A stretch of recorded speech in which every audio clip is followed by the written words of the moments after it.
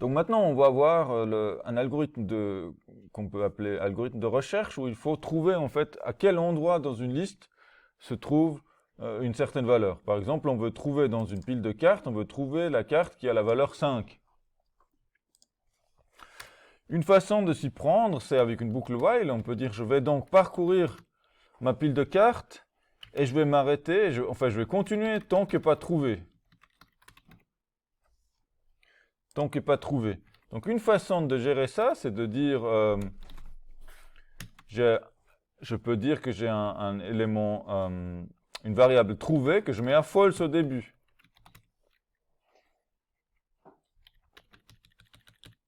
Et on va faire la boucle tant qu'on n'a pas trouvé. Donc while not trouvé. Tant que pas trouvé, on fait la boucle. En plus, comme c'est une liste, bah, il faut un indice. Il faut faire évoluer un indice que je vais initialiser à 0. Et puis ensuite, je vais pouvoir tester. Donc if l'indice, la carte à la position i, elle est égale à la valeur cherchée. Valeur cherchée, on va définir là.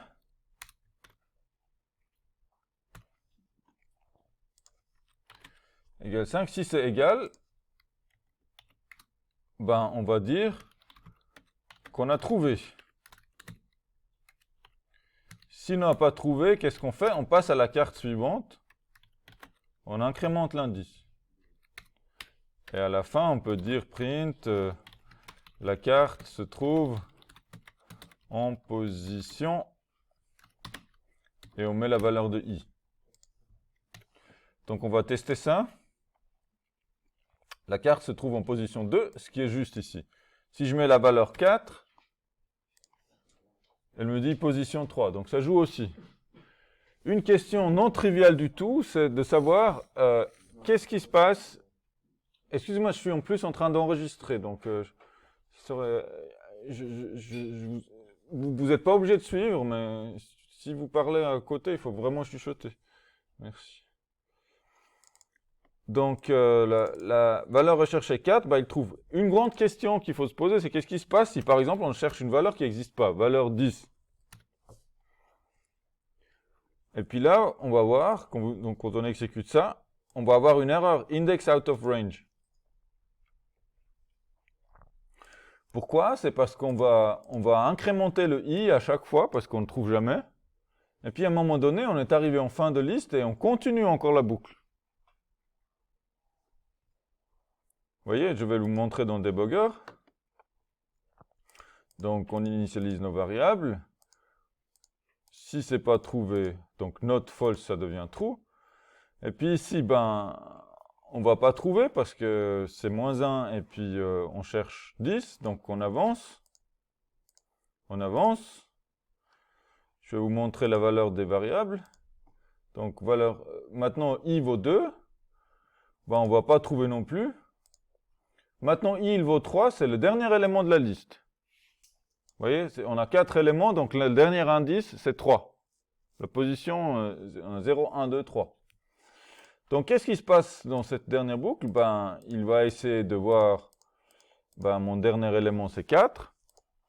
La valeur cherchée, c'est 10. C'est pas le cas, donc c'est faux. Donc, il va encore incrémenter l'indice. Et on n'a toujours pas trouvé. Comme on n'a pas trouvé, on va de nouveau rentrer dans la boucle. Et maintenant, i, il vaut 4. Simplement, 4, c'est un de trop. C'est un étage qui n'existe pas dans ce bâtiment, si vous voulez. Il n'y a pas d'élément à la position 4, parce que c'est 4 éléments, donc la dernière position, c'est 3. Du coup, qu'est-ce qui se passe? Bah, il va dire, prends-moi l'élément, enfin le 5e élément, si vous voulez, l'élément à la position 4 de cette liste, et puis ça nous donne une erreur. Donc ça veut dire, à un moment donné, il faut quand même se décider qu'on n'a pas trouvé l'élément. À quel moment on est sûr que l'élément n'existe pas dans notre liste? Que la valeur 10 n'existe pas dans notre liste?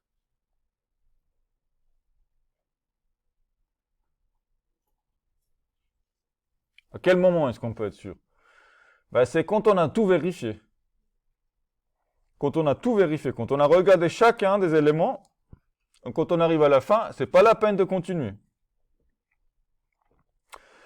Donc, ce que je peux faire, c'est de dire, je continue tant que je n'ai pas trouvé, mais je ne vais pas dépasser la liste. Quand la liste est finie, je m'arrête aussi. Je prends toutes mes cartes, je regarde une par une, je m'arrête dès que j'ai trouvé la carte. Mais si je ne la trouve pas, à un moment donné, j'ai fini ma pile, il faut que je m'arrête. Je ne vais pas rester là à tourner des cartes dans le vide, qui n'existent pas. Donc, on peut faire une deuxième condition dans le while. Et en plus, il faut que i soit plus petit que la longueur de la liste.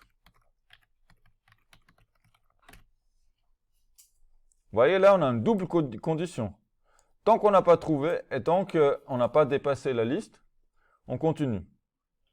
Donc maintenant, si je cherche mon 10, j'ai un petit problème parce qu'il me dit que la carte se trouve en position 4, ce qui n'est pas possible, il n'existe pas de carte. Donc il faut que je distingue dans le résultat. C'est si j'ai trouvé, je dis la carte se trouve en position machin, et sinon, je dois dire la carte recherchée n'est pas dans la pile.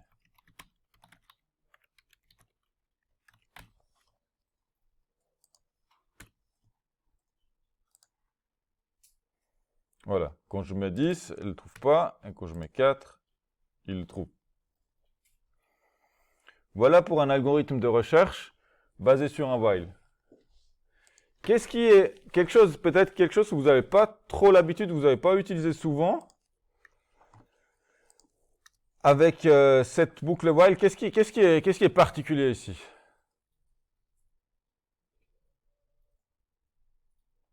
Par rapport à d'autres boucles while. Alors le while not. Alors on aurait pu l'éviter, on aurait pu appeler ça pas trouvé. On aurait pu dire true. Et ici, à la place de dire not trouvé, on aurait pu dire pas trouvé. Et quand on trouve, on ne met pas trouvé à false. On inverse tout. Comme ça, on s'en sort sans le not dans le while. On peut le mettre ici. If not pas trouvé, ça devient un peu compliqué. Donc on peut dire if pas trouvé, on dit qu'on n'a pas trouvé. Si on a trouvé, on affiche. Position 3, si je mets 10, il dit qu'il n'a pas trouvé la carte. Une particularité aussi, c'est qu'on a une double condition. Vous avez vu, dans le while, il y a un AND, une condition composée. Voilà. Donc voilà pour un algorithme de recherche avec un while. Le while, il utilise une double condition pour que ça fonctionne. Parce qu'on a deux critères. Il faut qu'on n'a pas encore trouvé la carte, et en plus, il faut qu'on n'ait pas fini la pile, parce que sinon, c'est pas la peine. Si on a déjà fini la pile, il faut s'arrêter.